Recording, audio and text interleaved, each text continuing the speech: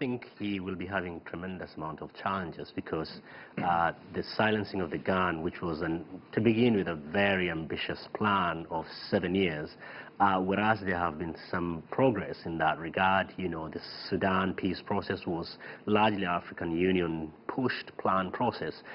Even when, you know, Major al-Sisi refused, the African Union went ahead and suspended Sudan, and, you know, that process is going on very well. However, you know, there are other places where African Union doesn't cover itself in glory. You can give example of Libya, which they have been practically been excluded. It's a UN and other major countries trying to fight out what is going on in Sahel right now. And if we look forward, you know, I mean, this year, August 22nd, Ethiopia will be going into an election. It's a very delicate situation where the Prime Minister has done tremendous amount of work opening Ethiopia up to other countries. This will be the first election.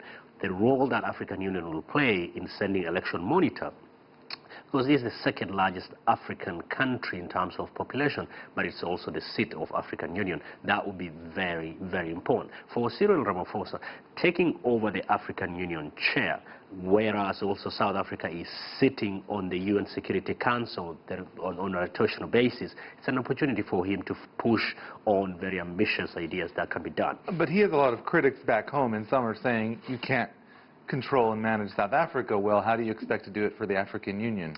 Those are some of the challenges that he has to deal with. You know, he took over, you know, in very difficult circumstances from, you know, the previous president, Jacob Zuma, where corruption became a byword. But I think he is trying to do that, but economy will be his biggest challenge, particularly the power supply, where ESCO is, you know, I mean, it's indebted to tune of billions of dollars.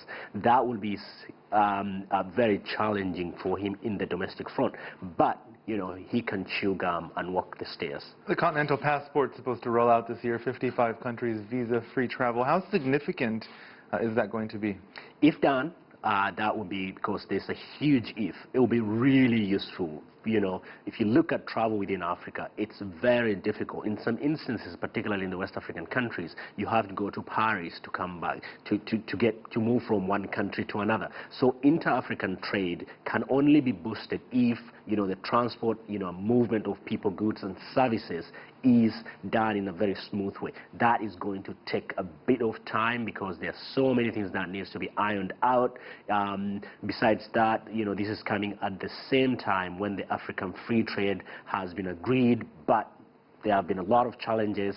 You know, the other day, Nigeria closed its border because it felt that goods coming from Niger was, you know, flooding their market, particularly rice. So there's a lot to be done, to be honest.